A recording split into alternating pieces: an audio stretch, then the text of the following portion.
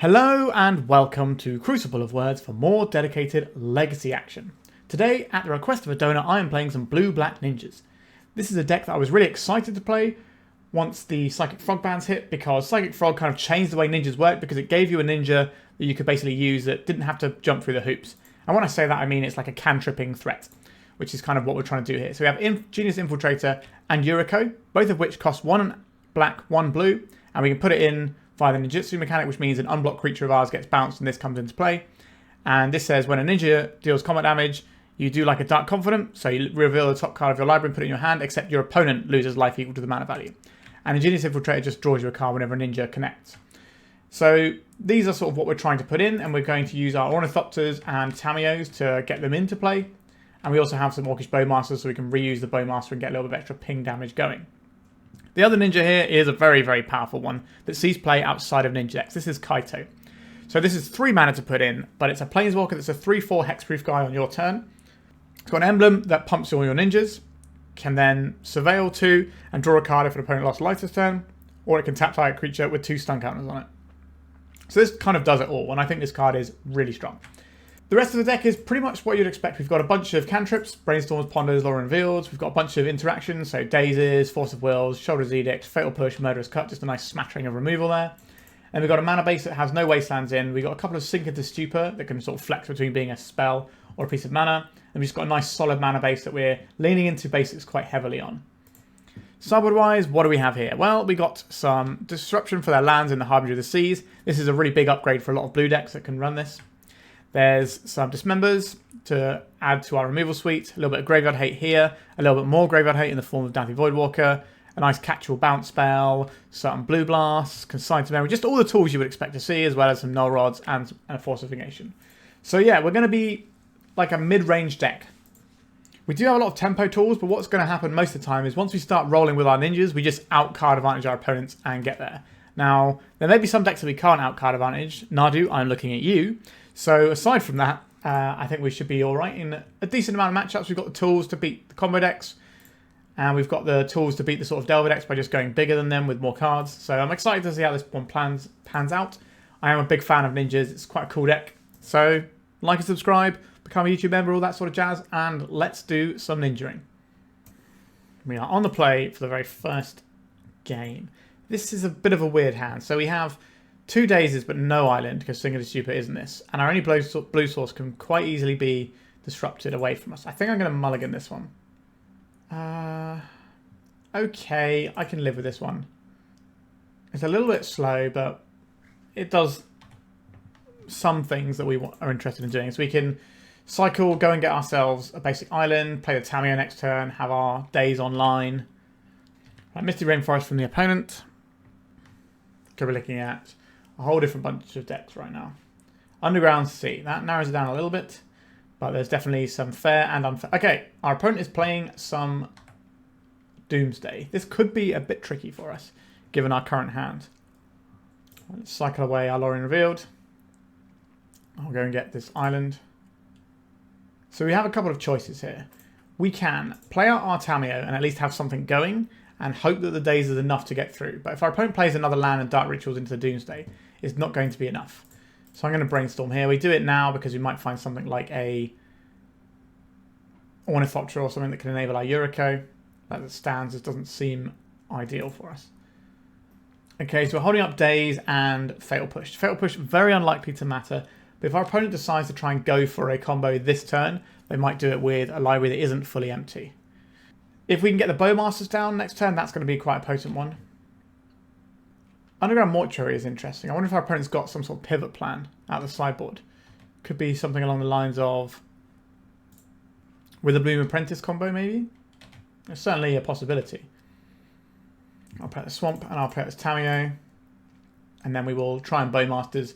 Our opponent might Brainstorm at end step, just looking for a little bit more juice. Okay, they did not. A Cavern of Souls. It's going to name Wizard so they can play the Thassa's Oracle uncounterably. A Dark Ritual. Okay. A Doomsday. Do I try and counterspell this right now, or do I try and use our Bowmasters to get them? So they're going to go down to 9 life here. They don't have a blue source available, so I don't think they're killing us this turn. I think it's going to be more important to get our Bowmasters up and running here. And this way they don't know what they're playing around. So dazing to make sure we can resolve our Bowmasters might be the line here. Because we've got a Yuriko on top of our library, so we can flip in the Tamiyo. And maybe we can draw something like a Force of Will, and that'll be enough to kill our opponent next turn. Or at least stop them from being able to combo. So we take 1 + 5 is 6, 7, 8. So they'll be on 1 life, so they can't use any draw effect, or the Bowmaster will kill them. Now, the thing about Doomsday is it has all the lines you could possibly imagine in it. It's quite a complicated deck if they're playing the turbo build, because there's lots of different little packages, whether you're doing consider lines, LED lines, sometimes deep analysis lines. There's all sorts of stuff in there. Alright, so now we can see their deck. What have they got in here? Anything unusual? Not really. They're just splashing green for Veil of Summer. That's all. They might have something in the sideboard as well, but it's probably just Veils. Alright. So they have 3 Veils there, which means they might have a 4th Veil. Let's try and fire in the Bowmasters. So by putting this in after they've made their pile, it means they didn't necessarily know they were playing around the Bowmasters. A Force of Will. We can daze this, but it doesn't really help. Okay. So the line here is pretty obvious for us. We swing. We get ourselves a clue. We ninjutsu in a Yuriko. And hopefully hit something big. Another Tamiyo, not really the one we wanted. So this time we're probably looking at cracking this clue and hoping to find something to interact with what our opponent's doing. We can Fatal Push instead of cracking the clue. We'll see. If our opponent goes for a line where their library isn't empty. Brainstorm. I don't really want them to have Brainstorm mana here. This is going to be pretty awkward for us. I think we will fire off a Daze here and try and constrict their mana. A Veil of Summer. I think that means we are cracking this because their creatures will be hexproof anyway. Okay, so this is going to resolve. Do they have enough mana to win this turn? They should do because they're drawing their whole deck. Cycling Street Wraith, 1 card left in library, so they can play Thassa's Oracle now and it's good enough. If we'd have kept over the Fatal Push, it doesn't work here because they're going to have no cards in their library. And obviously their creatures are protected as well. Alright, let's go to the sideboard. What helps here? Consigned memory, we can stifle the trigger. That is something that works a little bit. Force of Negation to hit the Doomsday itself is pretty reasonable. Other than that, it gets a little bit tricky. So, like, Null Rod can sometimes shut down some of their artifact-based lines, but it's not great. The Harbinger of the Seas can sometimes shut some stuff down. Like, if I had a Blood Moon, I'd play it, but they're a blue combo deck. So the Harbinger doesn't really help us that much. So if we're looking at maybe 4 cards here, we could just board out some removal like this. We leave the Murderous Cut in, because this is a 5 ball that can be hit off the Yuriko, and we still might need a removal for something like a Sheoldred itself. Because they sometimes have a pivot to Sheoldred out of the sideboard. Okay, I guess this is where we're at. I don't think we need these other things. Like, there's an argument for playing something like a Dauthi Voidwalker, although I am dubious about the black cost on this given the construction of our mana base. Bowmasters is very much one of the cards we want to have access to here. I think we can keep this one. We don't have the 1-drop to get things going, but that is how it is sometimes. We do have the option of brainstorming on turn 1, looking for an Ornithopter. That means that we'll be a little bit cold if the top of our deck isn't great. We do still have a fetch. I think it is worth doing this because if we can get the Infiltrator hitting on turn 2, that's pretty strong. Alright, so we did hit the Ornithopter. So we probably want to keep both of these lands. Guess we can just put away a couple of blue spells for now. And dump out the Ornithopter. Now there is an argument to say we don't even need the Bowmaster. We don't even need the Infiltrator on turn 2, and the Bowmasters is better. But we will have to see on that one. Good thing about the Infiltrator is Ninjutsu is an ability, so it's uncounterable unless you're using Stifle type effects. So we can just guarantee getting this creature in, hitting, drawing some more cards, progressing our game plan. I don't really want to daze this turn.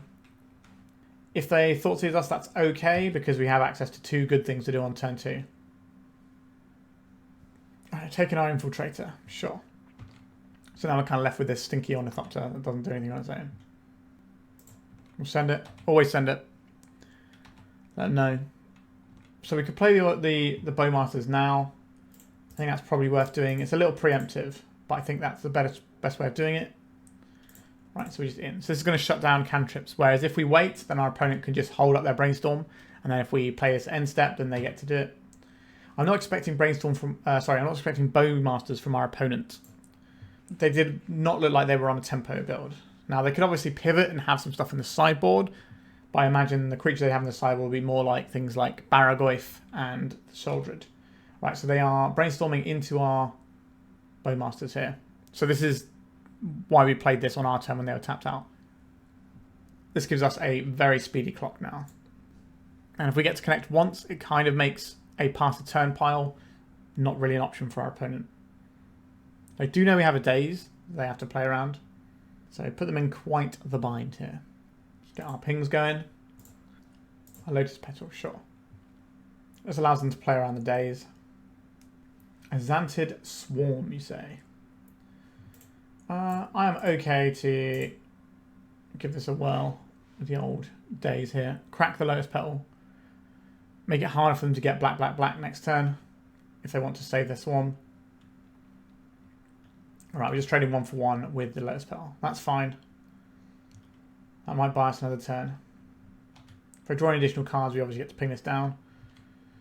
I think we're better off pondering here. So I'm going to fire off the ponder next time. We can do some Brainstorm. This isn't any order in shuffle for me, I think. So we don't actually have anything here.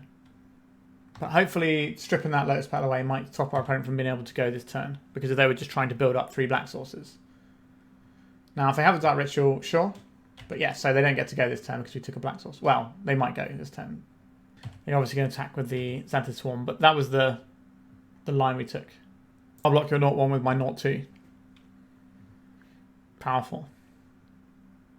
If they cast a Doomsday, they do go to 3 life though. So they have to have an immediate answer to our Bowmaster in their pile.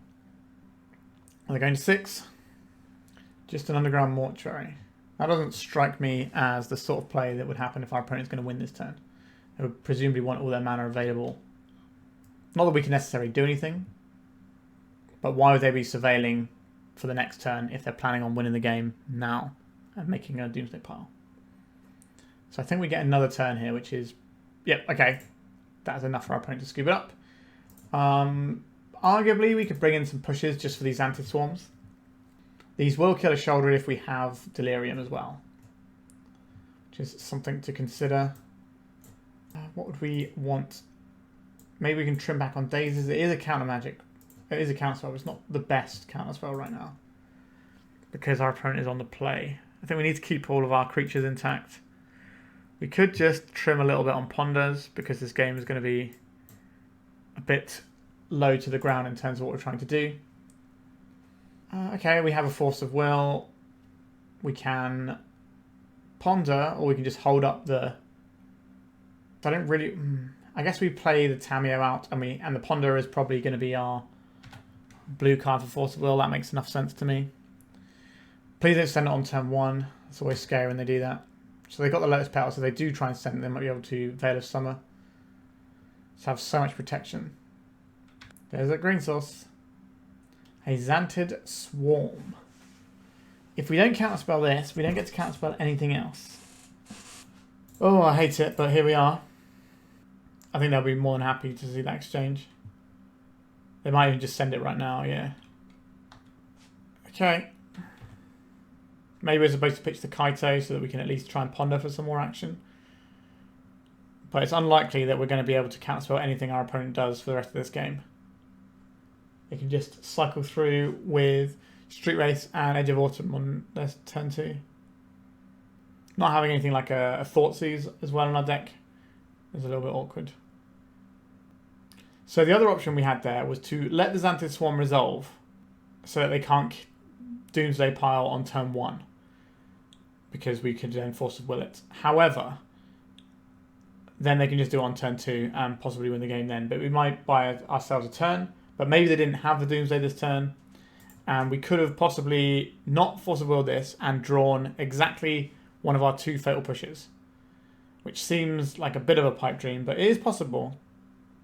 If we were on the play, so we could at least have like a cantrip first before we get to cast a spell would be nice. Anything interesting going on over there? Experimental Frenzy. You may look at the top card of your library anytime. You may cast lands. You may play lands and cast spells from the top of your library. You can't play them from your hand. Okay. This is just an interesting way of ripping through a pile against Bowmasters. That's really cool. I've not seen that tech before. I wonder if our opponent is trying to play around Wastelands. They might be, so they might have a slightly slower pile so they don't just die to a Wasteland immediately. So maybe we get some turns in this game. But I am not confident. We could cast a Brainstorm. I think we'd probably have to try and brainstorm something here. But by leaving this open, we can represent a bunch of things. Okay, there's a Street Wraith. So I assume we're going to see a Cavern and an Edge of Autumn. Not a Cavern. Interesting. We can get Thoughtseize to Brainstorm. So if they've got a Lotus Petal here, that's pretty good. I guess we have to hide the Force of Will. And maybe they don't go this turn, they're taking a slower pile. They've got 1 card in hand, 2 cards in library, so can they win here? I don't know if they can win this turn, right? Because they could cycle, but they need 2 cards, right? They need a land as well. So we might be alright here. Now, I suspect there is a Cavern of Souls in the bottom 2 cards of their library. We took a Fatal Push. Okay. Let's get Black Source here. The opponent doesn't appear to have any Dazes in their list.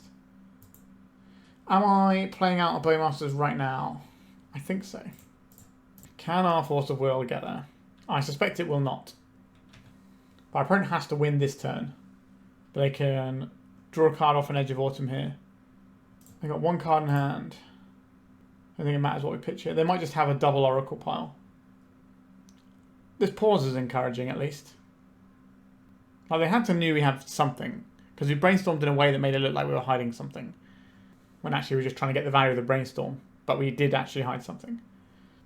So they've got a double Oracle pile. They lose here because of the Bowmasters. Misclicked both, gain 2. Okay, our opponent said they made a mistake somewhere. And I can believe that. I've played the Doomsday deck and it is very difficult. I think whenever you lose when you're playing Doomsday, you always think, okay, there probably is a way that we could have played this to win the game. That's a thing that feels like happens a lot of the time. But I'll take the match win and let's go to round 2. Alright, I'll keep this hand. I like a turn 1 Tamiyo and we got some Ponder to do some other work along the lines. A Mountain. A Grindstone. Yep. We are playing against Painter. I think I'm still on the play Tamiyo line. Hopefully they play like a 1 Toughness Goblin. Get that Welder in on turn 2. If they've got a Lion's Eye Diamond in their deck, we could just die this turn. They could just go land, Painter, Diamond, Grindstone. You don't see a lot of Lion's Eye Diamonds these days in the Painter decks. Once upon a time, that was the thing to be doing in Painter, though. That was a long ways back, though. That was usually when you were playing Imperial Recruiter builds, and the reason you'd have the Lion's Eye Diamond is so that you could recruiter for something and then crack it and then cast the thing immediately. Okay, so we are dead next turn if we don't kill this. Understood. I've chosen black so they can't be snuffed out. Makes sense. This means they can't Sealing Spirit Guide, Pyroblast. So we are looking for Ponder into Fatal Push here. Ponder sees more cards than a Brainstorm, so this is what we're casting. A Daze and Ornithopter. This is in any order in shuffle. Okay. Let's see if our opponent goes for it or not. I suspect they probably will, but they might go for it in our upkeep, which gives us the opportunity to Brainstorm into a Fatal Push. So there is a slight line that we have that might work here. But if they try and Grindstone us on their turn, we do lose. So let's hope they go for an upkeep grind. Or just try and play some more stuff out to play around this telegraphed Fatal Push of ours. So this could be... I guess they can't Pyroblast a removal spell, but they could Pyroblast our Brainstorm. Looks like they might be going for a Grindstone activation on our turn, which is the way that we have a chance of winning this game. So telegraphing that was pretty handy. Yep, here we go. So now we cast a Brainstorm. Pyroblast here is good. Do they have it? And we do not find the removal spell.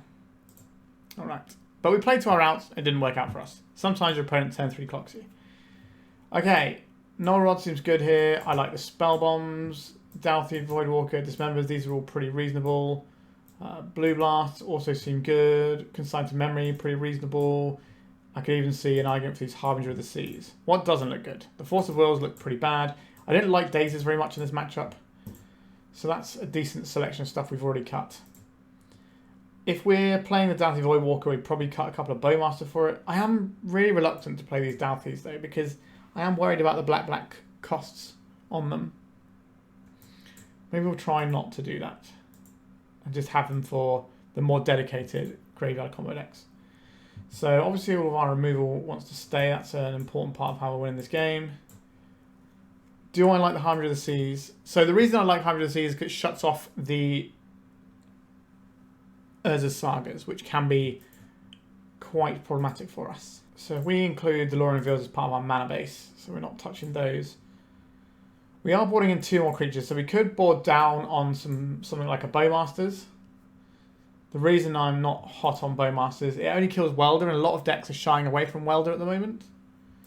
Because Welder itself is just too vulnerable and doesn't do anything on its own, whereas the Engineer shoots for stuff. So I think I'm going to cut 2 Bowmasters for these Harbingers. And maybe just trim on a Ponder. I don't want to get smacked up by a Clutch Pyroblast or something like that. Okay. Yeah, this hand seems pretty reasonable. We could Ponder or we could hold up this Consign to Memory. I think I'll just hold up the Consign for now. We don't 100% know what we're pondering for just yet. Like, do we need more removal? Do we need more threats? Like, what sort of hand does our opponent have? Like, are we pondering towards the Harbinger? There is a Grindstone. I will hit that one with our Consign to Memory. And then we can hold up the Bowmasters. Alternatively, we could hold up Fatal Push and play the Tamiyo. Is that better than getting Bowmasters down? This is the way that is way more likely to get us a Kaito. I think Kaito is just phenomenal here. It's just a very strong Magic the Gathering card in general. A Plateau. And a pass from our opponent. Would like to see a land here. Didn't find a land. Okay. Let's cast a Ponder. Tap the Tamiyo. So we can flip this Tamiyo if we want to. Or we can just hold up the Bowmasters and removal. Like, Pyroblast is going to eat up our Tamiyo anyway. Don't think we need to do anything right now. If they try and remove our Tamiyo end step, we can just go and crack the clue and flip it. We're going to see a Fable of the Mirror Breaker this turn, I suspect. It's kind of like the big 3-mana glue that holds the deck together, but we might see something else. Might see whatever this white mana is attempting to accomplish. Let's crack this. We've already got 2 pieces of removal, so I don't think I need another one. I think we're more likely to want a double black here, so I'm going to get another Swamp. I'm going to get this clue drawn. This gives our opponent a nice window to try and kill our guy. But I think we're going to do a better job of playing the control in this game than our opponent. This means you don't get the Kaito immediately unless you want to pay it for 4 mana, which I don't think we do. We could just jam a 4 mana Ingenious Infiltrator, or we could hold up all these cool black spells and just play a Bowmasters and use that as our Infiltrator or Kaito stuff. We definitely pivoted to more of a black deck than a blue deck here. It's going to be the Fable. They're just casting a Phyrexian Dragon Engine front side up. Okay. That is intriguing. Sacrifice a non-token creature, please. We want to connect with our Bowmasters so that we can get the Kaito or the Infiltrator in here. The Kaito is a better one if they're holding up a red blast here, which it certainly looks like that's what they're doing. Because the Kaito has hexproof on our turn. We can go to attacks here. Get this Kaito in. And then the 0/1 we can surveil 2 and then draw a card. I don't mind having another island. I don't think I want to sink into Stupor though. Put this out and we can hold up the Bowmasters. So they can Pyroblast our Kaito, but they have to do it on their turn because it has hexproof on our turn. Which means that we are relatively confident it can do its thing. On that turn we put it in. And we can get the value straight away. Goblin Crater Maker. Okay. Cracking Wooded Foothills. They might have access to plows with the white mana here. Or they are on a Lion's Eye Diamond build. Intriguing. So they can bring back the Phyrexian Dragon Engine right now if they want to. But they know we have an Orcish Bowmasters. So that certainly comes at a bit of a price for them. Exiling the Simian Spirit Guide from their hand. One card left. We're covered in terms of painter here. If they were to do something really wild. Okay, so they're going to bring back this Dragon Engine. That's the thing that makes sense here. So they unearth this. We play the Bowmasters. They sacrifice the Goblin Crater Maker to kill our Bowmasters. So we're trading this for the... Yep, so they're going to blow this up so they don't get pinged from the draws. Yeah. But this gives us this gives us a bigger body that we can then... Because if we don't play the Bowmasters here, they can blow up our remaining guy, and then we don't get to do any ninjutsu. This can kill our Kaito, though. Maybe we're supposed to just kill this, but that feels so bad. Alright, so this is gone, and our opponent is down to the cards they have in hand now. But we get to Ingenious Infiltrator, potentially. I am worried that our opponent has access to a Pyroblast here, so I kind of just want to play this as a 4-mana guy. And just leave our 2/2 around. But we're leaving up Dismember, Murderous Cut, and Fatal Push here. And we're not going to get killed by creatures or the combo anytime soon. And if we can start connecting with our makeshift Psychic Frog, then that'd be good. A Welder. Sure, that card is not that impressive. Let's just attack. If they block this, then it saves us using a removal spell, so it's kind of like drawing a card anyway. Okay, they decided not to block. We get to draw a card. It's a Kaito. I'll kill this. I'll play a Tamiyo. And we're holding up Dismember and Murderous Cut. Our opponent is not going to be deploying much in the way of creatures here. So like I said, we're very much a black control deck in this post-board game. Ancient Tomb, 2 cards in hand. We can answer 2 creatures and finish our opponent off next turn. A red blast, sure. But we already got a card out of that anyway. Get ourselves a treasure. Sorry, not a treasure, a clue. Back to Tamiyo. Get this guy in. Put our opponent to 1. Do some surveilling. We don't really want either of these right now. Ponder. Is that better here than casting a Tamiyo? I don't think it is. We'll put the Tamiyo in because we can always dig for another guy next turn. We've got a removal spell. We're unlikely to need multiple removal spells here. So our opponent needs 2 cards to combo us. But one of our cards will answer the creature. So I think we're pretty happy with where we're at. Alright. Lots and lots of removal is good. So we've seen the Welder now. Does that make us want the Bowmasters more? I think I'm going to chill on these Ornithopters and bring in some Bowmasters. Because Ornithopters don't feel great to me. If we're like just putting these guys in when they're a Pyroblast deck feels pretty awkward, especially since we're removing a lot of our Pyroblast options for our opponent because we're getting rid of all of these Force of Wills and stuff. Do I want this Ornithopter, or do I want it to be like a Dauthi or a Ponder? I don't think we can reliably cast Dauthi Voidwalker on turn 2 anyway. I think just having the 1 Ornithopter to go with the 4 Tamiyo, so we've got 5 options, is fine. We just don't want to get flooded with Ornithopters, and we don't always want to be trying to put these guys in as soon as possible. Putting in Kaito is obviously great because it has the hexproof for the turn it comes in, so it always gets the card and the damage. Alright, I think we can keep this. We have a removal spell. It'll take a couple of turns to leverage it because it requires cards in our graveyard. But if our opponent's not doing anything, we can consign to memory and do all that sort of jazz. I think I will just deploy this with the intention of getting the Surveil land, just to put some more stuff in and fuel this Murderous Cut as soon as possible. And next turn we can play Tamiyo holding up our consign to memory. Again, we just play it slowly, remove all their stuff, just like we did in the previous game, and we should be alright. Urza's Saga. I don't want to stop this triggered ability, we might want to stop the next one. If our opponent's just on the construct plan, we can just stop the constructs. It's not exactly how I want to spend the consign to memory. Sink into Stupor. I don't think I want that.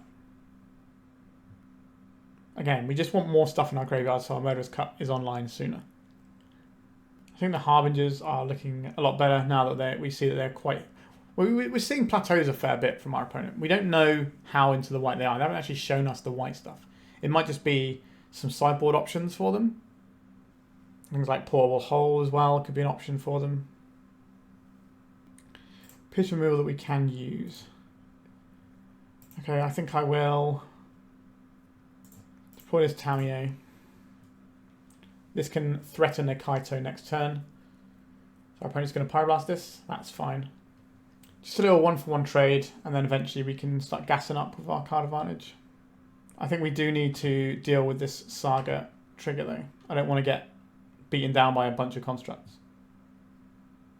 It kind of removes the one-for-one and then gassing up plan that we have. We can just stop this from being like 4 cards. So it's not going to learn how to make constructs. If they Pyroblast this, they don't get to make one of the constructs anyway. Unless they have an Ancient Tomb in hand. Okay, so no constructs, but they have a free roll to play what they want this turn. But obviously, we now have access to Murderous Cut, because we put enough cards in our graveyard. A Goblin Welder. That is not very exciting. Should we draw here? A land would be quite nice. A Dismember. Okay, I don't mind that. I'm going to cast this Brainstorm. Move some stuff around. See if we can find another land. Just keep making land drops. Because we're probably casting these things on the fair cost instead of the ninjutsu cost. They're getting rid of our Tamiyos. Okay, yeah, this plays exactly into our game plan because we're not losing any cards here, but our opponent is. And we don't really need Tamiyo to win this game. In fact, Tamiyo literally can't win the game. That's not the thing that Tamiyo does. It effectively wins you the game by drawing half your deck. And stops you from losing as well. But it technically doesn't reduce your opponent's life total to 0 on its own. But yeah, so I'm relatively happy with how this is panning out so far. They got 3 cards in hand. We got 5 cards in hand. And we've got this Brainstorm on the stack. So we're going to have 6 cards in hand once this is all said and done. They could Pyroblast this. They've still got some mana going on over there.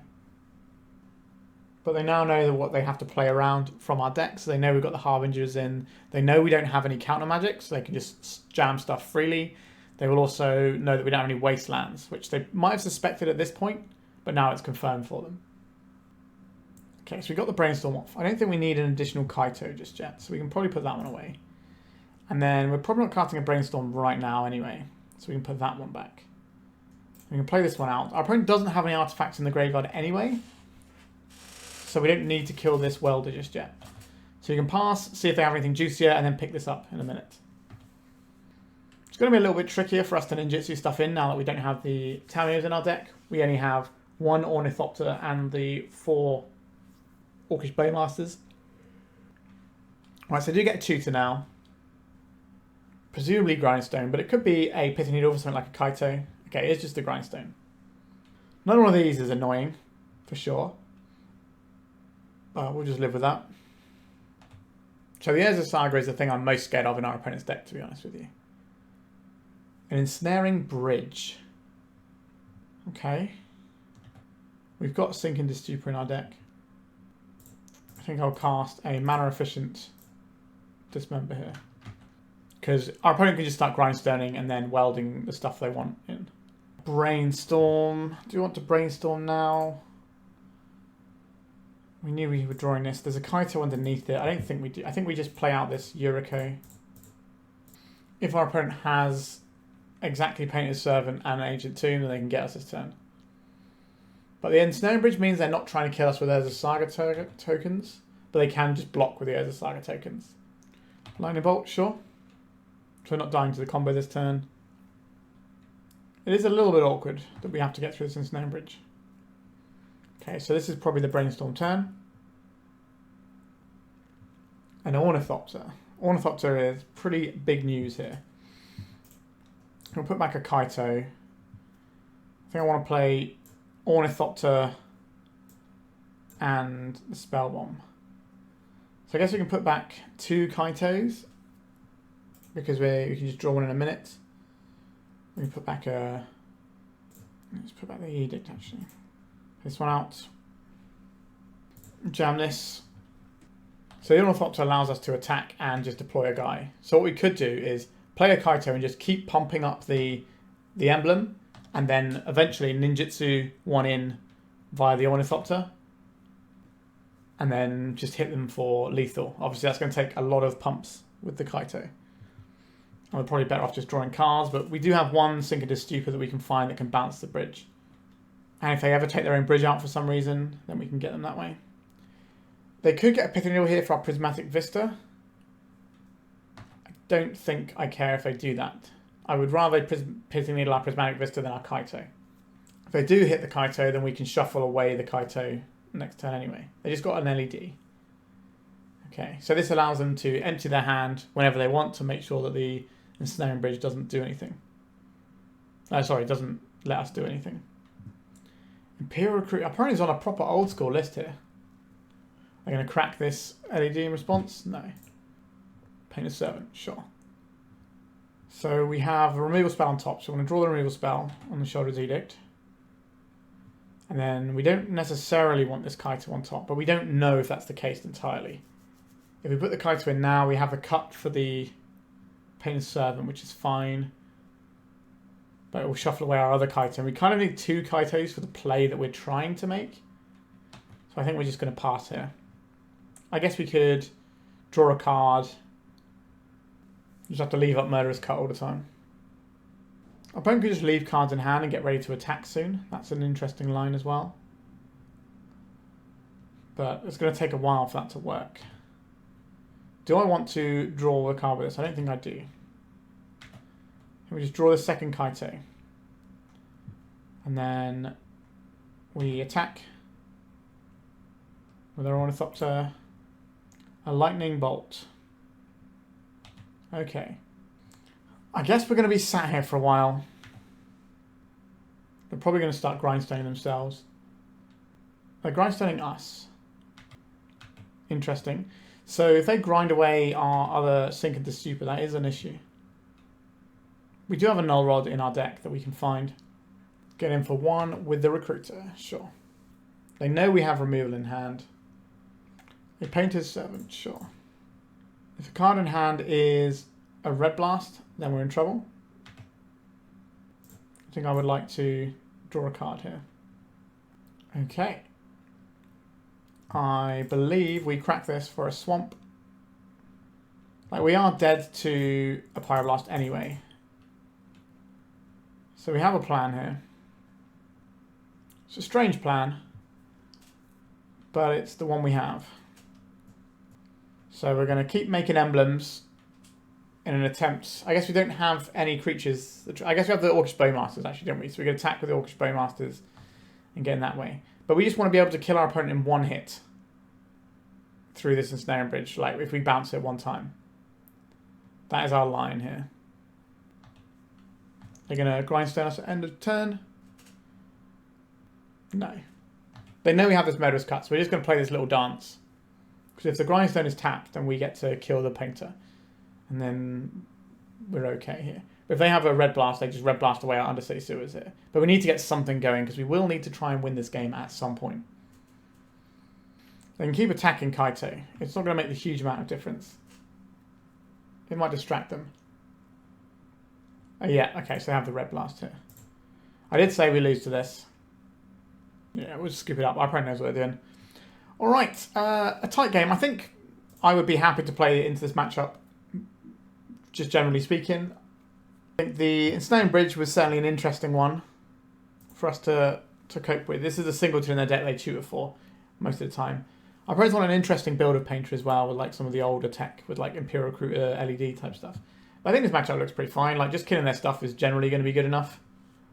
All right, let's go to round 3. It's hard to look a Brainstorm in the face and say no, isn't it? I think this is okay. It's a little on the slow side, but we've got a little release valve in the form of the Brainstorm, the form of the Force of Will here. And the Brainstorm can find us whatever we need for the matchup, whether that's removal or... Main thing we're looking for right now is another threat, but that might change depending on the matchup. It might be a matchup where us attacking the opponent doesn't matter. Could just be like oops all spells or something. Okay. Something on the stompy side. Caves of Chaos Adventurer. Not a big lover of seeing this one. I think this is going to be a Force of Will pitching Sink into Stupor. I don't believe we need to Brainstorm right now. We can do it in our turn. I'm quite into getting this Tamiyo down. I guess the Orcish Bowmasters doesn't look great in this matchup. I'll just hide one of these Infiltrators. Get basic island. Blood Moon is something that we might be worried about, but I think if they had a Blood Moon, they play it on turn 1 a lot of the time, because the turn 1 Blood Moon is so savage. Alright, they're just pitching all their cards to kill our friends. Goodbye, Tamiyo. A Murderous Cut. Okay, so we have a Surveil land. This can also trigger Revolt if we need to fatal push something. We also just have the mana to do Murderous Cut now. 4 mana. This guy... Or this gal, I should say. Sure, let's crack this. Let's get this Undercity Sewers going. Force of Will. That's not what we want now. But we can fatal push this. Just gets them a mountain almost certainly. Goodbye, Chaos Adventurer. So they're going to go down the Lost Well here. Tamiyo. I will take that Tamiyo and I will be able to kill the next creature and then we can Ingenious Infiltrator, take the initiative and hopefully lock the game up. This is quite a big turn. We need our opponent to either not play anything or play something that we can deal with. They put 2 on the bottom from the Surveil there. The One Ring. That is a decidedly irritating card for them to have, truth be told. Because this means you don't get to take the initiative and they get to go into the stash. Or whatever they want to go into.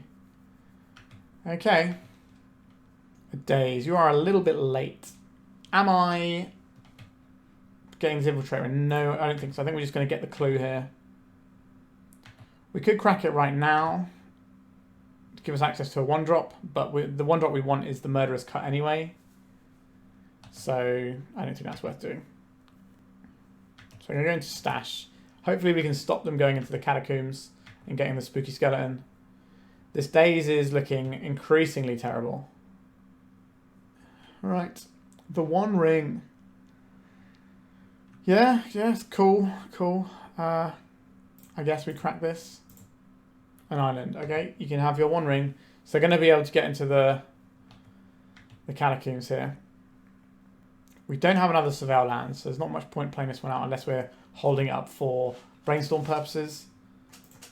So I think we do play this one out. We attack, get ourselves a clue. Maybe we can cantrip into a... we could cantrip into a Bowmasters right now. I think I will crack this one. Sink into Stupor. Okay. Our opponent is definitely taking a lot of damage here, but they probably don't have to tap their Ancient Tomb again at this point. They're getting a Spooky Skeleton. We can deal with the Skeleton if we want to in a number of ways.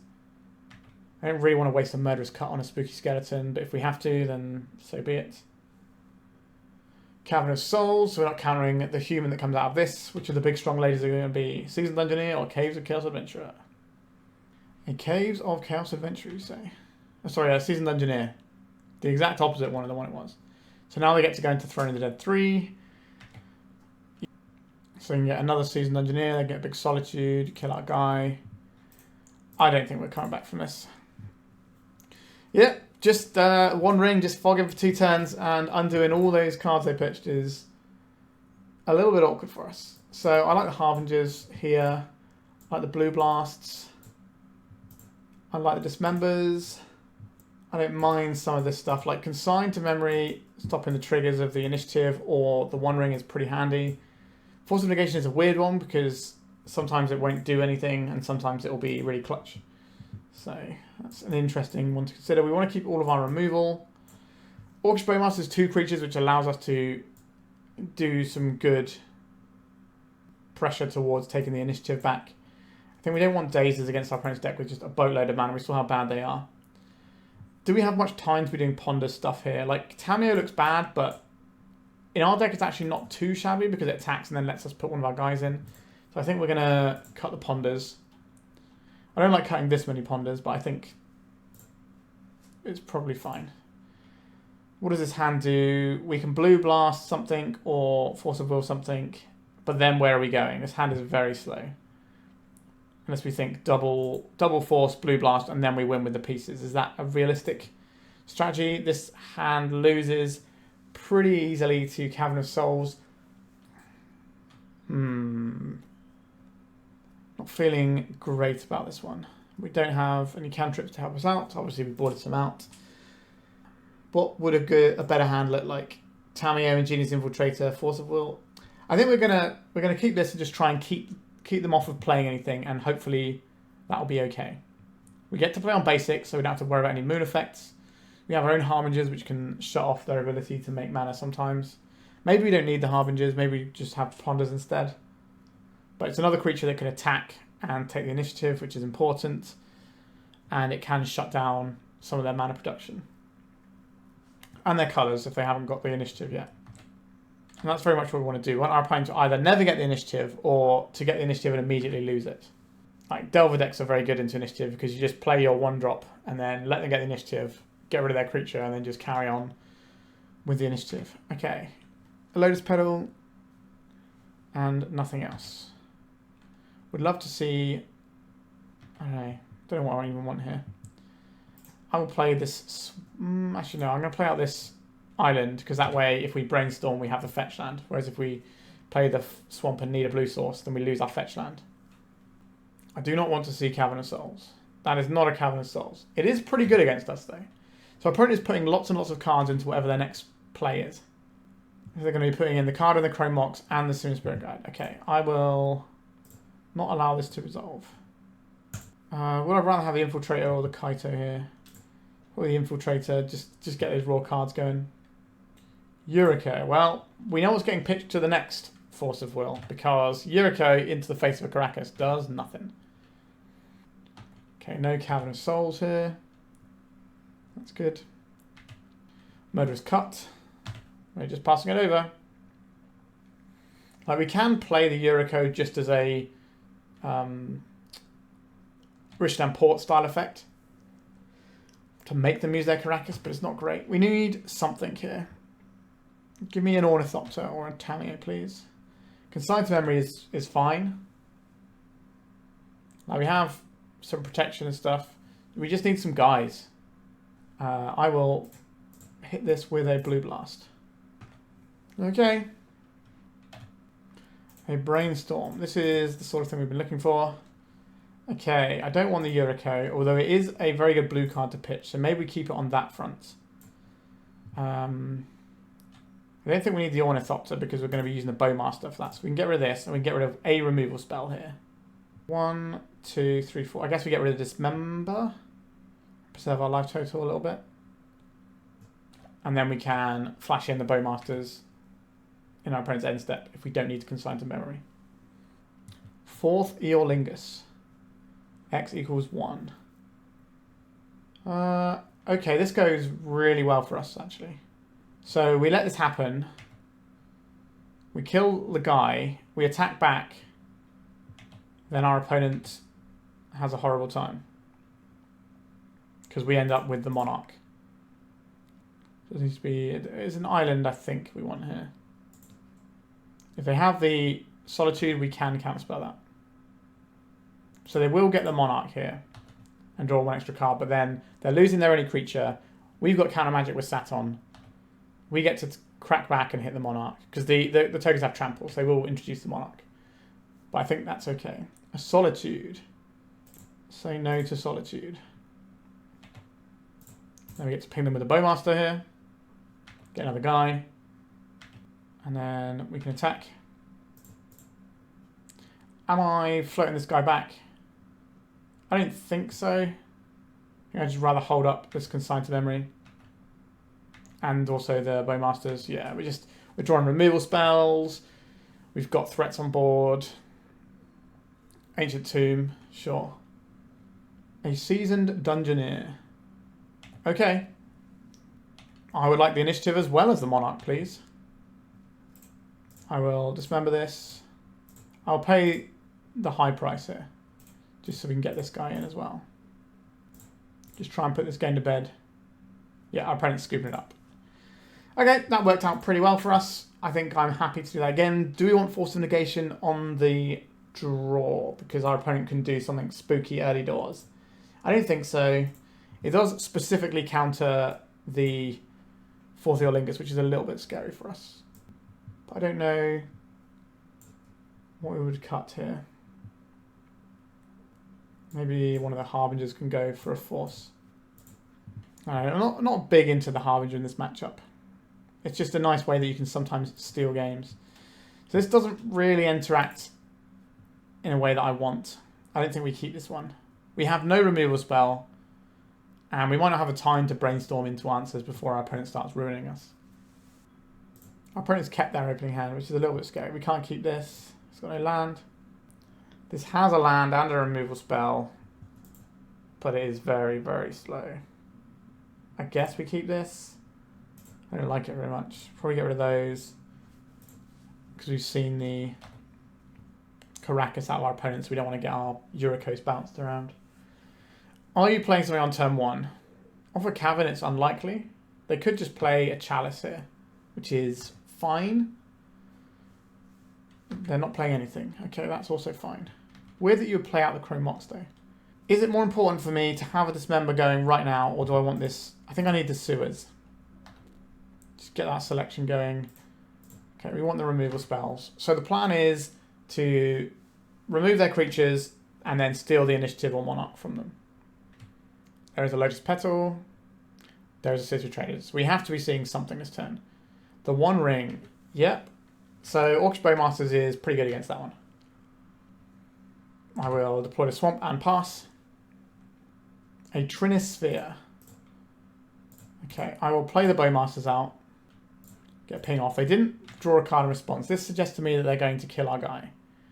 They did in fact kill our guy.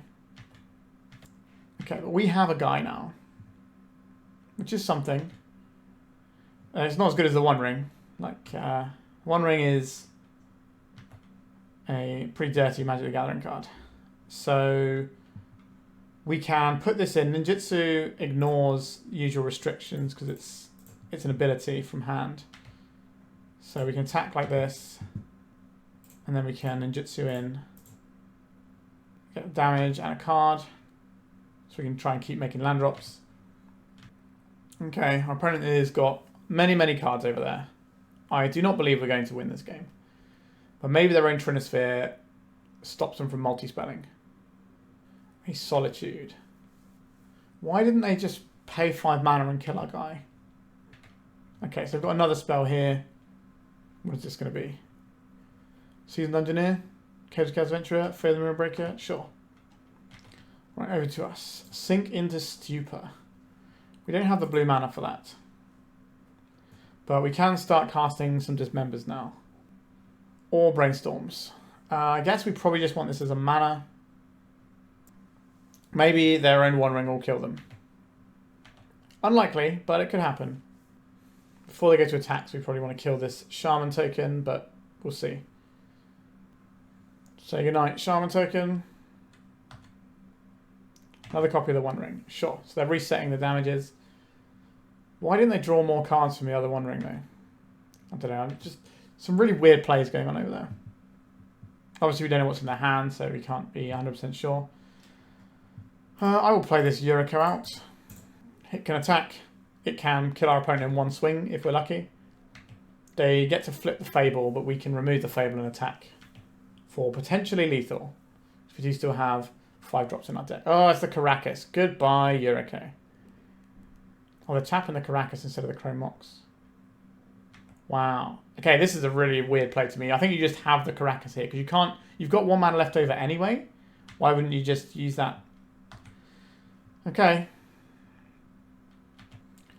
A Prismatic Vista. So our option here is to kill this and hope that the One Ring kills them.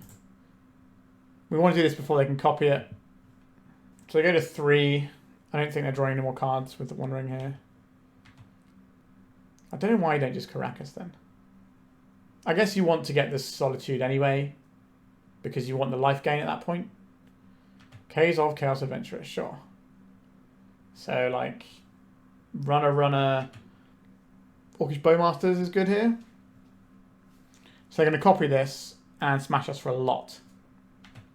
This is the downside of killing the Solitude, but our win condition is now our opponent's One Ring plus Bowmasters. Okay, so we take 5 here, and they get a card off the top that they probably won't be able to play because they're in Trinisphere. Fable of the Mirror Breaker, sure. I guess they do have 3 mana, they don't have any red mana up. Okay, what do we need here? Orcish Bowmasters, please. We found an Orcish Bowmasters. That is something, isn't it? That gives us a line. Okay, they've made a slight error here, I think. Because if they copy this Caves of Chaos Adventurer, they go into the archive, which draws them a card, which means they die to our Bowmasters. They obviously don't know that. And they want the 5 damage here, but we'll see. Okay, so this is going to take them into the initiative. Which is going to trigger. They're going to venture into there, and then they put the archive trigger on the stack here. Alright, they've given us a chance to win the game here. Plow, they do have a plow. Puts our opponent to 1. They copy that guy, so that's 5 plus 6, so 7 plus 5 is 12. So we won the game anyway, and they died to their own One Ring. Okay, I'll take it. I think our opponent made some odd choices with some of their plays early on. Like, I don't know if they need to be using removal on our thing. I understand they wanted to get the Solitude in play though. Alright, I'll take that though. That's another match win. Let's go to round 4. Alright, I like this opener. We can keep this. We are a little bit exposed to Wasteland by playing out the Tamiyo off the Underground Sea, which is not a thing that happens often because we are not really exposed to Wasteland very often with our deck. But it does mean that if we get clapped by a Wasteland, it's going to have a bigger impact because our deck is built around not being clapped by them. Okay, let's play out this Tamiyo. I will also deploy the Ornithopter. So we have 2 options for ninjas. This should tell our opponent what we're on pretty much immediately. I don't think there's any other deck that's playing Tamiyo and Ornithopter. Maybe there's like some really weird, like sideways affinity type stuff. We are trying to use Tamiyo for the clues, like weird 8-casty type stuff, but that seems unlikely to me. Okay, so they fetched an untapped land at end step, so I'm expecting, a Brainstorm. This feels like our opponent is on some sort of combo-y deck, where they just need to make sure that their turn 2 really pops off. We do have access to turn 2 flipping Tamiyo. A Wasteland. I did say that I didn't want to get clapped by a Wasteland, and here we are. Not having another blue source in hand is going to suck here. A Ponder. So the Wasteland tells us that our opponent is probably not on a combo deck.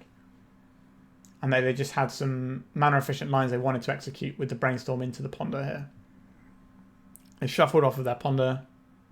Right, so we're going to be a bit further away from leveraging these clues because we're not going to have the mana. I'd love to find a blue source here. Did not find a blue source. We'll attack with our friends. Always show them the Ornithopter attacks because that way they don't know when you have the ninja or not because you're always attacking with the Ornithopter. Now, if there's a situation we need to block, sure, things can be different. But I do not expect our opponent to have any haste creatures here. We are in a bit of trouble if we don't find a blue source soon. More sculpting from our opponent via a Ponder. Okay, we are still in the doldrums of not having the land we need. But if this is a fair matchup, which seems to be the case given what our opponent's been doing, like Ponders into Wastelands is certainly a fair deck sort of thing. So hopefully, fingers crossed, we can eventually draw out of this and then start leveraging all these clues and just grind this one out in the mid to late game. We are still sat on a Force of Will if we need something. Entomb.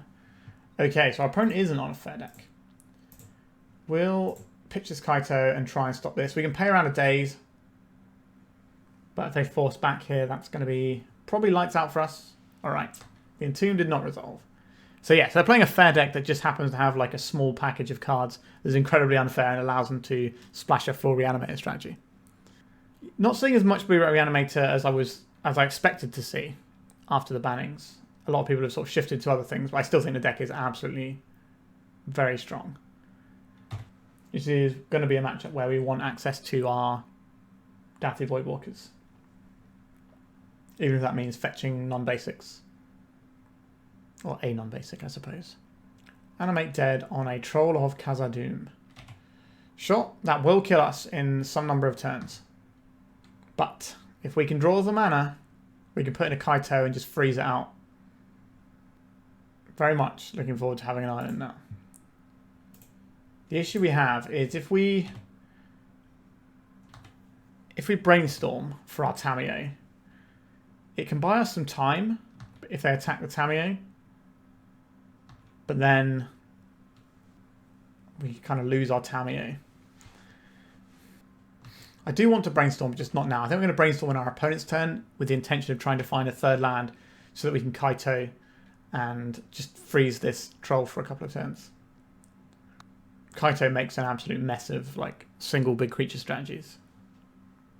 I've been very impressed by Kaito. And Tamiyo makes a bit of a mess of lots of little creature strategies. Orcish Bowmasters is what I don't want to see out of our opponent here. But they tend not to have Orcish Bowmasters these days. I think we are casting the Brainstorm here. Just don't have an opponent, please. Like, there isn't a fully defined build of what the Blue-Black Reanimator deck looks like right now, but most of them are not running Bowmasters in the main, from what I've seen. A Daze, okay. Can we find the land? We did find the land, but it wasn't the one we wanted. This exposed us to Wasteland again. I'll put that on top, so if we get Wasteland, we can still Kaito next turn. Just keep making these clues. We can start cracking them. We can also chuck in a Bowmasters. Make our opponent fight over that. But we're always just at threat of Entomb Reanimate just killing us. Blue, blue, black. Sauron's Ransom. Brazen Borrower as a little guy. Alright, I will fire this in now and try and pick off the Bowmaster. Another Daze is very solid here. They didn't have it. Excellent. So we're going to take a hit from the Troll, but even if they have a Wasteland, we can still make Kaito next turn. We're trying to dodge Thoughtseize. But if we can freeze this Troll out, I think we're in good shape.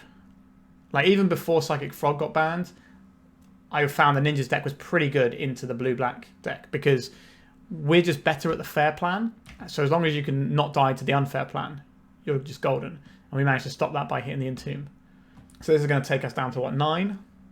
That's still loads of life. Let's go attacks. Get another clue. Once we start popping these as well later on, should be lights out. I think I will return the Ornithopter. Alright, we'll put 2 stun counters on the Troll. Redeploy the Ornithopter, I think. And pass it over. So now we are quite in control.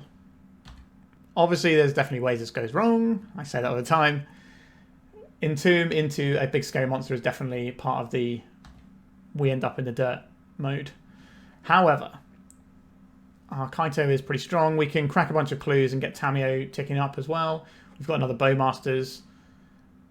Okay, they're just reanimating their Troll of Khazad-dûm. Sure. That is pretty good, actually.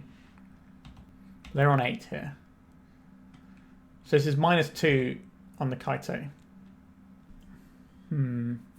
Intriguing. What are we supposed to do here? So we can freeze out this Troll and just crash with some little guys. I think we're going to crack a clue first. Get a little bit more information about what we're working with. Okay. We can triple block this. Play our Swamp here. I'm going to get my Tamiyo. Get another clue. So we can plus this or Surveil. I think we're going to plus. And then we want to triple block the the troll. I think that means we are cracking our clues here. Cracking another clue. This is going to flip Tamiyo. Shrink the guy. We got 3 guys here, but we're going to play the Tamiyo, so we have 4 bodies. They have 2 different planeswalkers that they want to pressure. They can also pressure our life total.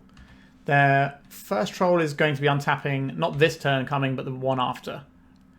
So we can tap a troll down if our Kaito lives. But our Kaito can also just plus and attack for 5, and then between the Bowmaster and the token... No, we're 1 short, aren't we? If we do it that way. No attacks. Wowzers trousers. That was unexpected. A Daze, not the most useful one. I will attack here.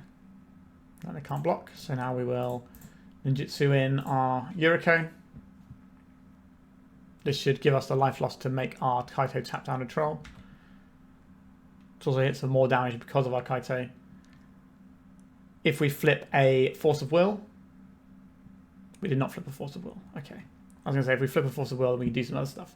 We have lots of stuff to sink our mana into, so I'm okay playing this out. I think I would like to get back this Force of Will, because this Daze isn't doing anything. Okay, so now we will tap target creature and put 2 stun counters on it. I think that is better. We could have attacked for a little bit more damage here. Play out the Ornithopter, and I will pass. We've got hardcast Force of Will next turn if we want it, but I think we're just looking to put the game away next turn. We can block here quite easily. We've got another bonus blocker. Cantrips are bad for our opponent. Coming in at us, putting us. So this could be a line where they try and get a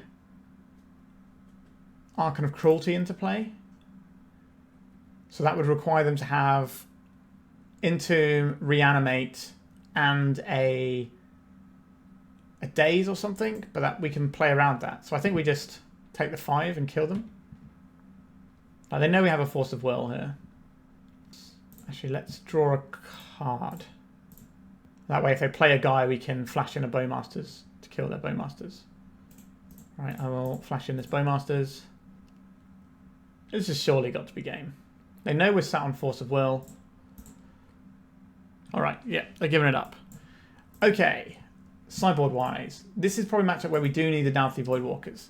I don't feel amazing about them, though, as I've mentioned before. We want the Nihil Spellbombs. We don't really want any of this stuff. Brazen Borrower, maybe.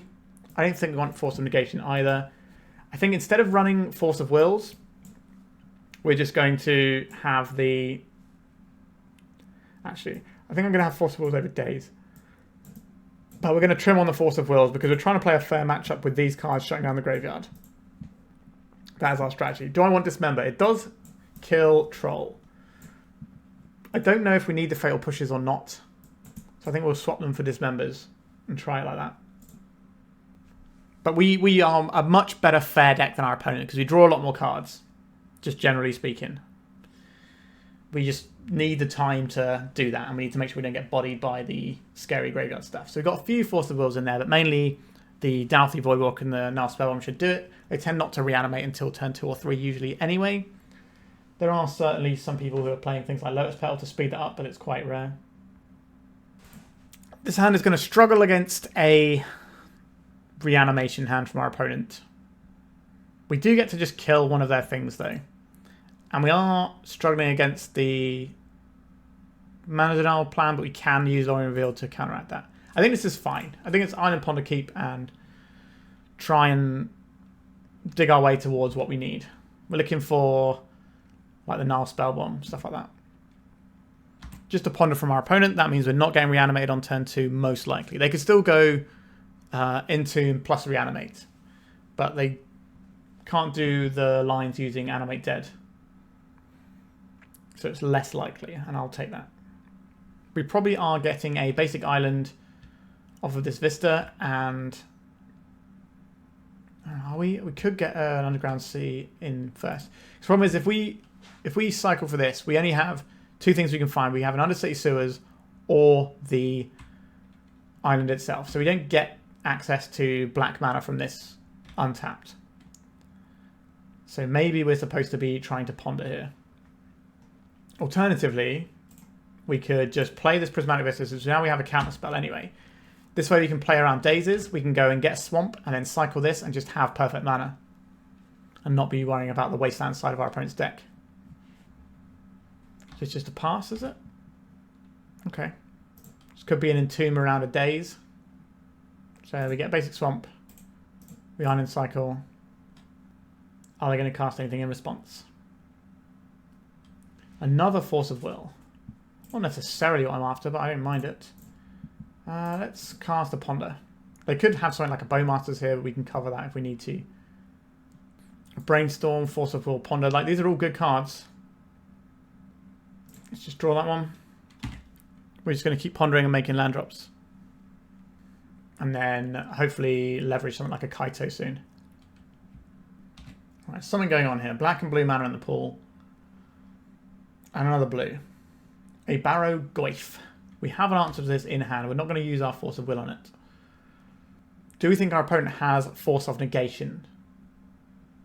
I don't think it matters if they do. I think we just play out this first so we can play around our opponent's Daze. Each opponent sacrifices a non-token creature of their choice. And then I think we just hold this up so that we can play around the Daze if we need to Force of Will something really problematic. A Barrow Goyf. This will get the Brainstorm, I think, from the... Because when you have less cards in hand, Ponder is generally better than a Brainstorm. Alright, is our opponent just going to reanimate one of these guys now? That's certainly a possibility. The top card of our library is Force of Will. Okay, they are reanimating this. That is awkward for us. I think the top card of our library is Force of Will, right? Yes, okay. So let's Ponder. Our opponent's got one card in hand. If we can find a removal spell for this, I think we're golden. None of these are removal spells. There's an any order and shuffle situation. There's also not a removal spell, but it can find us a Surveil land. We're going to take a hit from this, and it's going to possibly draw them a card. They don't have the highest density of hits for it, but this might make it grow out of Dismember range, which is an issue for us. Yep, here comes the beats. What's the damages here? Okay, they're getting Orcish Bowmasters back. That's pretty good. Also, we don't really want to be casting any cantrips. We know they've got Bowmasters in hand. A Dismember. I'll put that on top of my library. So they're going to end of turn Bowmasters. I don't think I can Force of Will here. I would Force of Will to keep the Barrow Goyf dead, but I don't think... If we Force of Will this, we're living off the top with our opponent having 2 cards in hand. Is that where I want to be? That doesn't seem great. Like, is Kaito better than an Orcish Bowmasters? Probably. I think we just have to let this go. I don't like it, but I think just having nothing and our opponent having other cards going on is just not where I want to be. Is this a second Bowmasters? Is Kaito better than 2 Bowmasters? Okay. I think we just got to believe in the Kaito here. We're just going to be pumping it and buying ourselves some turns, but I think we might be going to a game 3 on this one. Our opponent might have a hard cast Force of Will because they played their 5th land out, but it's a fetch land, so they might have been playing out anyway for the purposes of having a Brainstorm later on down the tracks. Or they might just be wanting to represent the Force of Will. Okay, so I think we're trying to Kaito here. Kaito will survive a round of attacks. Are we getting Force of Will too? Yeah, I don't think we're coming back from there. Okay. Back to being on the play. This is where Daze has become a little bit better, but our opponent is pretty good at playing around them so far, so I'm not sure if that's where I want to be. We only have 3 Force of Wills. We did draw them all, which isn't ideal. I think I like how we sideboarded here, and I just want to go back in again, although maybe we want the Fatal Pushes for the Bowmasters. And maybe we can afford to go slower and not run these Ornithopters. That seems alright to me. Pretty good against the side of what we could expect to see here. I think I will, because they won the game where it was the fair game, I think they might be more inclined to keep going into the fair game. I will keep this. I'm a little bit worried about the wasteland on our sink into Stupor. We'll play this one out. We're probably going to get a Surveil land. Since we're already a little bit cold to waste land, we may as well play into it a little bit more so that we don't get wasted off of a colour as easily. Because if this gets black and this is blue, we get wasted off of this. We have no black. We get wasted off of this. We have no blue. Actually, no. If we get black, they can't waste off of black. If we get a swamp. But do I want to be wastelanded off blue is the question. A ponder. I think we are getting the Surveil land here. We just want to try and dig ourselves towards another land. Putting cards into the graveyard is also pretty reasonable. We've got these Murderous Cuts floating about in our deck. Or at least one of them. They did not shuffle. Just got a Surveil land. Play this one out. I don't want to be the first person to deploy a Bowmasters. The classic Bowmaster mirror. You want to Bowmaster your opponent's Bowmaster. But we can bounce something spooky that gets into play. But it's obviously going to get some value in the meantime, which is not ideal. We're not just going to float out our Bowmasters here, even though we could certainly do some Kaito stuff with it. Right, I'll play this island and I will pass. So cutting the Ornithopters is costing us a little bit here, but I think that's okay. Now we have their creatures answered and we have a nice finisher in the form of Kaito, so we just need to keep things going as they are really. Is this going to be an Entomb? It is an Entomb. This is the side of the deck that we're struggling against. So this is why I still think the blue-black deck is so good. It can do the whole fair game relatively well, but then there's always a threat of, I just get to kill you. And that's not great for us anyway. So we've got, we can return a spell or non-land permanent to its owner's control and its hand. So if they cast a spell here, like an Animate Dead, we can then bounce it back. I'm actually going to just deploy this Brazen Borrower and get some damage going. So I want to burn a Orcish Bowmaster on this, then we get to Bowmasters their Bowmasters, which is kind of what we've been playing to here. This can also allow us to Kaito. Right, so there is the Bowmasters that we were expecting. We could sink into Stupor this. Doesn't really help us out too much though. A Polluted Delta. I'll play that one out. I will attempt to Bowmasters their Bowmaster. So them putting the Attractor in might not mean they have the thing to go with it. It might just be they were using that to shuffle their Ponder and they might as well use it up. So we could go and get another non-basic here off of our Polluted Delta.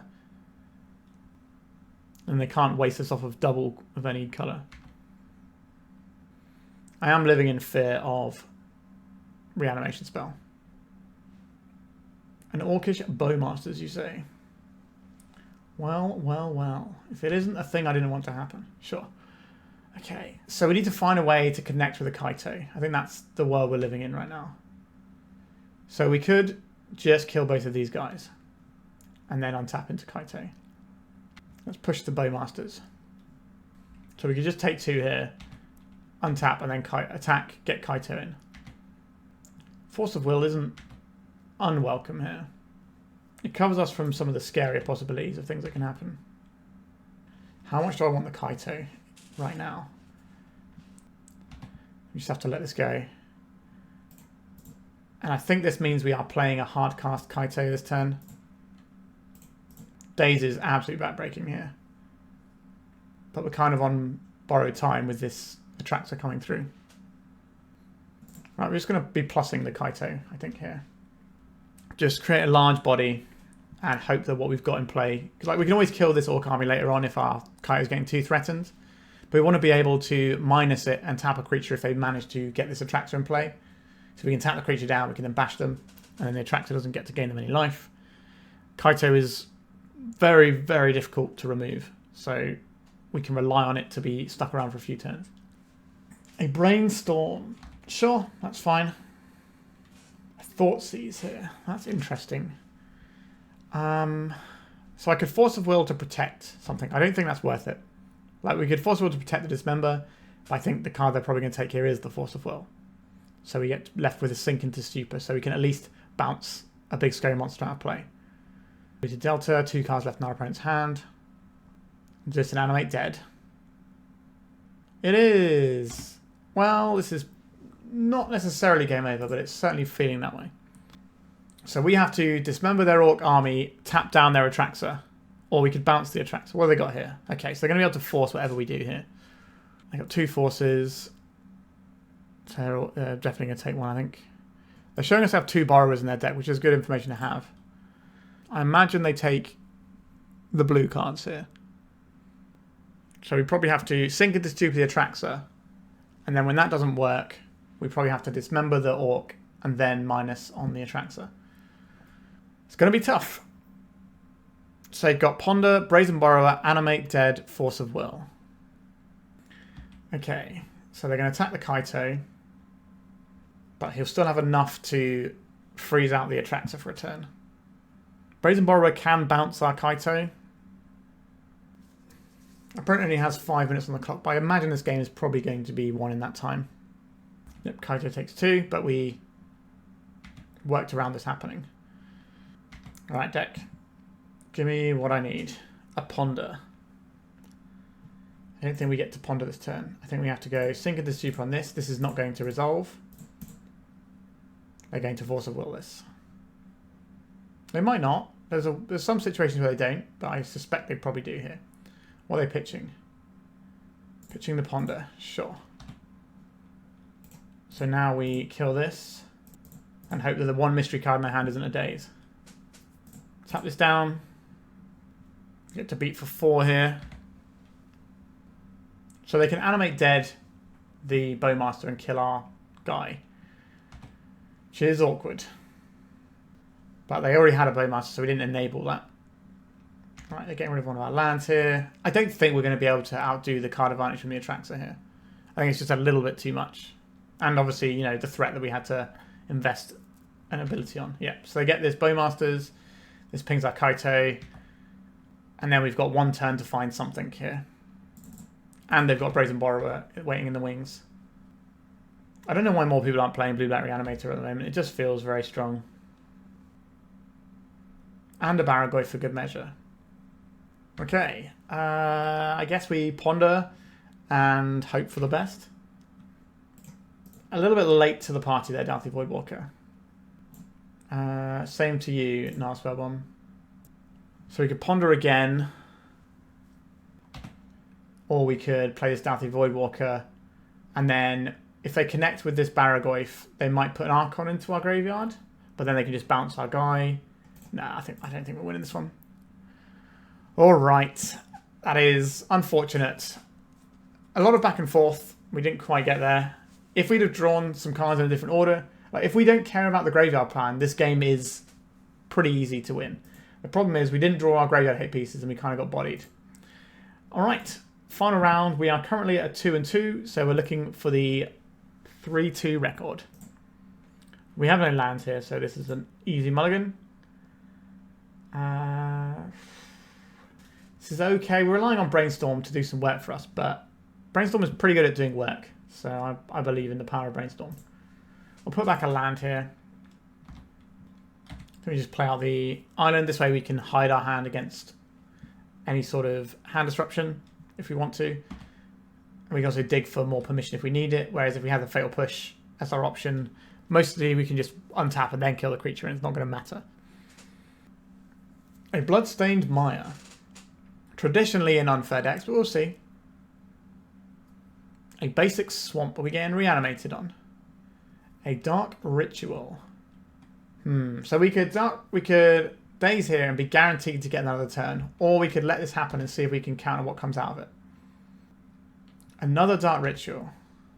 5 mana. Is this going to be an Ad Nauseam? A Thought Seize. I think we just cooked here. So they can take the Daze and then risk us getting something Brainstorm, or they can take the Brainstorm and just know that they have to play through a Daze. Okay. So now we have a Brainstorm that can find some action. Not the ones we wanted. This could be the mono black deck that I've been playing a little on the channel that I sort of built up with all the One Ring Necrodominance deck. So I know what 1 card down is. We get to see 2 more cards and then shuffle. I think that's fine. Okay, so get rid of a Kaito and a land here. Deploy this with the intention of... We can Undercity Sewers, or we could try and Brainstorm for an answer if we need to try and find an answer. But I suspect we're just going to lose to the One Ring because, you know, If you've read that card, it's pretty busted. It's looking for the Orcish Bowmasters. That is our solution to the One Ring. A Thought Seize. Okay, I think we're going to go and get ourselves an Underground Sea. We're going to cast a Brainstorm here. Because this is, we lose the Brainstorm here every time. So this way we at least get to try and dig towards the Bowmasters and put it on top.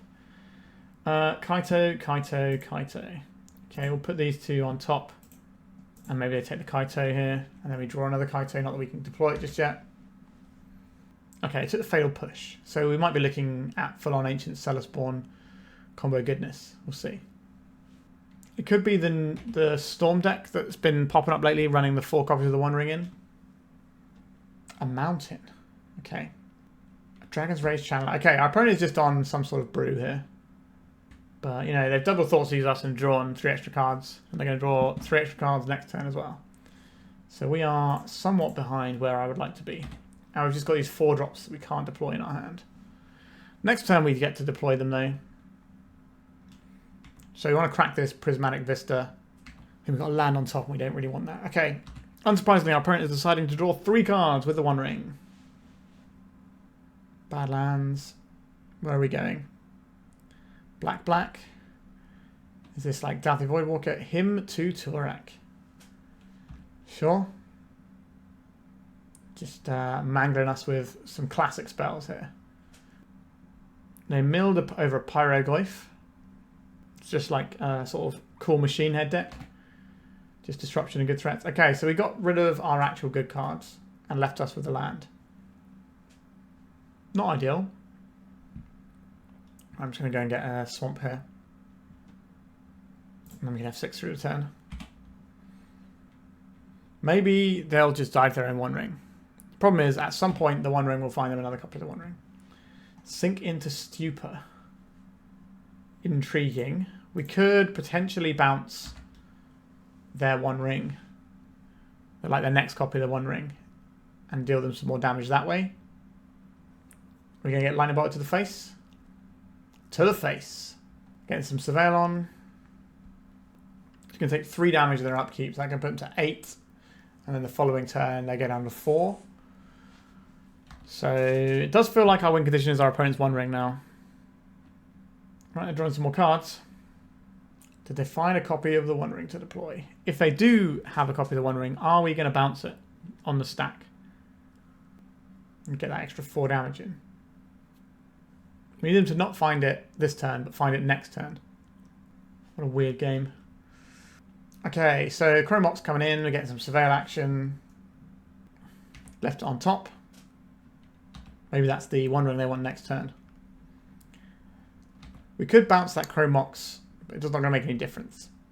Because they just replay it. But we could wait for them to put something in it and then bounce it afterwards. But I don't think mana's going to be the issue when they're drawing this many cards every turn. A Barrow Goyf. Okay. We probably have to bounce that one. An Ancient Tomb. In case of the Chrome Boxes and stuff, we want to bounce this at the end step. I'm not expecting main deck Pyroblasts or anything. Could happen, but it would be kind of weird given the current format. Get out of here, Barrow Goyf. You don't get to gain any life. Okay, we need to just deal 4 damage to our opponent somehow. Ponder. Let's try a Ponder. Daze, Kaito. None of these are going to really get us out of the binder in. I think we need to get any order in shuffle. Ornithopter. I guess we'll play an Ornithopter. Maybe we get to attack next turn and deal enough damage. It is possible that our opponent will just lose to their One Ring, but they could Lightning Bolt us and then in their upkeep with the trigger on the stack, draw some more cards, find another Lightning Bolt, kill us. Is this a Lightning Bolt to the dome? A Tar Fire to our little guy. Sure. I was probably going to block with this Ornithopter anyway, just to buy some time. So that we're not dead to the Lightning Bolt line. But our opponent's just surveilling. They left a card on top. Surely that means they've got a One Ring available for next turn. We've got nothing this turn, so we can just sit back and let our opponent have their fun. I'm definitely going to tap the One Ring. Like, they're dead to it anyway. So they may as well tap it and get some more resources before they either replace it or try and find the card to replace it. Unless they have little ways of gaining tiny bits of life, which seems unlikely. A Dark Ritual. We're doing something over there. Oh, they've gone through so much of their deck. They've seen 32 cards so far. We're the blue deck and we've only seen 16. There is the other copy of the One Ring. Okay. So we're looking for Orcish Bowmaster and ways of removing this Dragon's Rage Channeler. But I suspect our opponent's going to be able to burn us out pretty soon. So they can tap the Ancient Tomb without taking damage this turn as well, and deploy the Barragoyf again. So we don't have a particularly large window to try and... Another channel. So we are dead on our next turn if we don't answer one of these channelers. Okay. I'm not going to crack this in case we have ponder into ponder to try and find answers to stuff. I wonder why they didn't play the Barragoyf. Maybe they don't know that the Ancient Tomb doesn't burn them down. Surely you'd want to get the Barragoyf down there. Okay, so that's going to put us to 3 lives. So we have to answer both of their creatures. Do we have the ability to answer both of their creatures in our deck? No, I don't think so. But if they draw a card with this One Ring, and we Orcish Bowmasters them in response to them drawing more cards, then maybe we do kill them. So we have the Orcish Bowmasters. We have the ability for our opponent to mess this up. Okay. Not a great start. They didn't tap it end step. So now we don't have any route here. If they tap it now, we still die. And these have to attack, so there's no way our opponent can fail to kill us this turn. Alright. That was basically, we lost because the One Ring blew us apart. Understood. Looks like these Harbinger of the Seas might be okay here. I would very much like these Blue Blasts. I think Null Rod is an interesting one against the One Ring. So things like him make it really horrible for us to be doing Force of Will type stuff. Our removal is pretty good here. We've seen Barragoyf as well. We could play some Dauthis. We've got a lot of options of things that I'm interested in. How many of them do we actually want though? We could just gut a load of our counter magic. I don't mind the Dazes though. But if we were to gut our counter magic like this, just try and play a fair trading game, how does that look? Would I rather have Consign to Memory, but it's just for the One Ring is the problem. They're trying to resolve a 4-drop. But they do have a bunch of fast mana, so I don't really think the Daze is where I want to be. Alright, we're going to try it like this. I don't really know everything that's in our opponent's deck. I can guess. It's just some pretty tasty looking Machine Head stuff. For you oldies who know what Machine Head is. Okay, Bowmasters, that is our answer to the One Ring. Dauthi Voidwalker is the answer to some of the things they have. This is okay. Play this one and the Ornithopter. So the Dauthi Voidwalker will stop their Goyfs being large. It will also stop their Dragon's Rage Channelers from doing much. And it also means that if they start firing discard spells off, then they have to be worried about the possibility of us just getting those things underneath our Dauthi Voidwalker. Alright, so we are doing some surveilling here. If we can get the Bowmasters down and picking up this Dragon's Rage Channeler, that's going to be pretty strong. They left the card on top, so it seems unlikely they're going to get Delirium this turn. Unless they have some sort of 0 mana spell. If they Thoughtseize us here, that is going to be really irritating, taking our Bowmasters. They might just be holding up a Pyroblast here.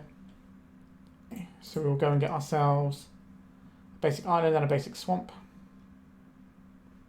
Let's get this Bow Boys down. Send them a message by attacking the Ornithopter. Well, the next time we can put in Kaito, and Kaito should be pretty strong into what our opponent's doing. Red Removal is not very good at killing Kaito, but they might have boarded in a bunch of Pyroblasts which are good at killing Kaito, so we'll have to wait and see on that front. Fable, maybe? Or is it the One Ring? It's a Pyrogoyf. Okay, are they going to take out our Bowmasters? Or are they going to go for the Ornithopter? They're going for the Ornithopter. Okay. Pretty solid. I think now we're on getting the Dauthi Voidwalker down. I think we're just going to get a swamp here. Playing the Dauthi Voidwalker stops the graveyard getting any larger than it already is. We're not attacking it. So we could have like just sent our guys in to die just to get the Kaito in, but I don't think we need to do that. What we can do next turn is we can just play the Kaito as a 4-mana spell and just tap down with Pyroglyph and then swing. And now anything that they discard becomes problematic because it can go into the Dauthi Voidwalker. It's just another Pyroglyph. Yikes. Yeah, we are losing the Battle of Battlecruiser Magic here. So we're going to lose the Dauthi Voidwalker, most assuredly here. We need to draw some of these. Oh, they get to do both, don't they? Because they trigger each other. Yeah, this is just some big old Battlecruiser Magic right now. Okay, so we're going to take 3. Bouncing these guys feels like a terrible prospect as well. But maybe we can draw some removal. Playing a Kaito here does not feel great, because it just dies. I guess we can chump block. Or we could just play this guy. And that might dissuade them from attacking. Because we can at least try and get some cards next turn. But we're probably going to take 6 this turn. If they've got another Pyroglyph, we are just dead. But so be it. Channeler, that's okay. That's only a 1-1 for now. They can make it a 3-3 if they have the right spells here. They've already got a land that's going to go in the graveyard in the form of the Wasteland. We've given them a target for it. A Dark Ritual. This is going to flip the Channeler if they want to use their Wasteland, which I suspect they probably do. Yeah, our opponents just had a better shot at 2-for-1ing us with the Pyroglyphs here.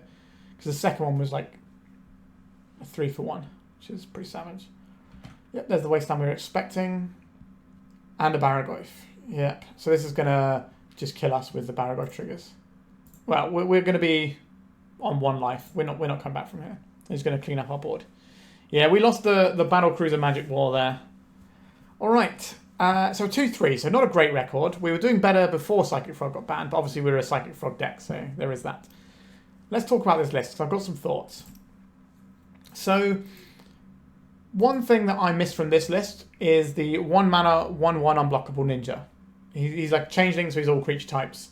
And that card has always impressed me when I've been playing these decks. And since Kaito has become a thing, it's become a lot more impressive to me because it has the ability to always be unblockable.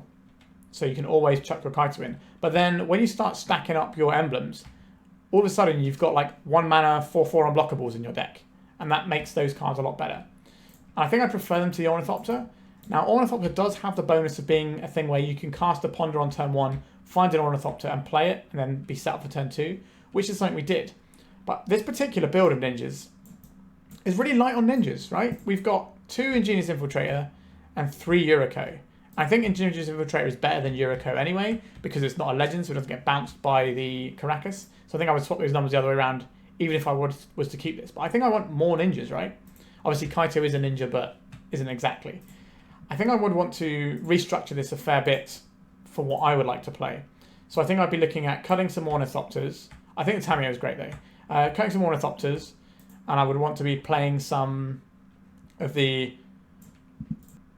Is it Changing Outcast? Let's see if I can pull that up for you. Yes, this is the one. Changing Outcast. So it's a 1-mana, 1-1. It can't block, it can't be blocked. But it's got all creature types, so it's going to trigger all your ninja stuff. So I think I would swap these Ornithopters for those. And I would probably try and find a way of squeezing in another Ornithopter. Another Changing Outcast. And just giving us like a nice section of 8 here. The Bowmasters are okay. They're like a thing we can do. But I'm not like super amazed by them. Because it's not great for us to be bouncing them. Because attacking with a 1-1 guy is actually kind of difficult. So I'm not sure how I feel about the Bowmasters. Like we could be running something like Baleful Strix, which is an interesting one that is very good as a piece of removal. It works into our sort of mid-rangey plan of just having a guy that draws cards and is just annoying, and it's almost always going to be a 2-for-1, which is quite nice. So Bowmasters sometimes is a 2-for-1, but not always. And well, I guess you get 2 1-1s if you count that. But 2 1-1 bodies is not the same as a 1-1 flying Death Touch body. So that's definitely an option we have available to us. It just felt like really awkward when we had to like bounce our tokens sometimes or whatever as well. So I'm not convinced we need to be a full 4 Bowmasters deck. Removal was fine. We didn't draw it as much as we needed it sometimes today, which was unfortunate. I think the counter magic here makes sense. I think we are a very good Force of Will deck because we draw so many cards. So that's definitely something to keep in mind. How do I feel about the sink into Stupor here? Like, they were okay. I understand why you would want to run them. I'm not sure about the mana base. Maybe you need to tweak it slightly and just have more like actual factual lands. Whenever we get hit by Wasteland, it feels horrible because our deck is designed to not really care about Wasteland. So if you have to start with one of these two lands, it feels miserable. I think that's just going to be the nature of the deck, but maybe we can adjust the Sink of the Stupor numbers and get some more basics or some more fetches in the deck. But we have 8 fetches and 8 things to fetch, so that's relatively clean. The Lorien Revealed as well. So if we count this as part of our mana base as well, we've got 20 lands. Now obviously we're trying to play like 3-drops here, if we count Kaito as a 3-drop. And that does mean we need some mana, but we have a bunch of cantrips here. And the rest of our curve is pretty low. So maybe we could tweak these Lorien Revealed numbers. So maybe we get ourselves another spell and then turn these into actual factual lands. Because I believe we did have one hand this league where we had the Lorien Revealed but nothing to cycle it. Whereas if this was just a land, then we'd be alright. So maybe try and add a little bit more land in this front, just so we actually have the land up front. Obviously, I like the Lorien Revealed in a lot of ways because it allows us to have like a nice draw engine later on, but we don't really need to have a big draw spell because our whole deck draws cards. But this is also a blue card, so it pitches to Force of Will. So does the Sink of the Stupors. That's another reason why they have some benefit. But it also cycles early on and gets you cards in your graveyard for the purposes of Murderous Cut. But I think if I was playing a ninja deck, I would probably want to start with... I like the Tamiyos. I don't know if you want 3 or 4 of them. The fact that they're blue card means you can pitch excess ones, which is fine. So I would want 3 or 4 Tamiyos, 3 or 4 Changing Outcasts, and I would want to up the number of these 2-mana ninjas because it did feel like we weren't necessarily doing our thing as much as we could be. And we had a lot of hands where we were kind of just treading water. I think the Orcish Bowmasters isn't really a plan. Like, it's sometimes going to be really good, it's going to do some nice things, but it's not like a direct part of what our plan is. So I think we should focus more into making our plan the best it can be, like by upping our ninja count. We probably just want 4 Ingenious Infiltrators. We just swap 2 of these for this, swap 1 of these for this, and get ourselves 4 of these Changing Outcasts.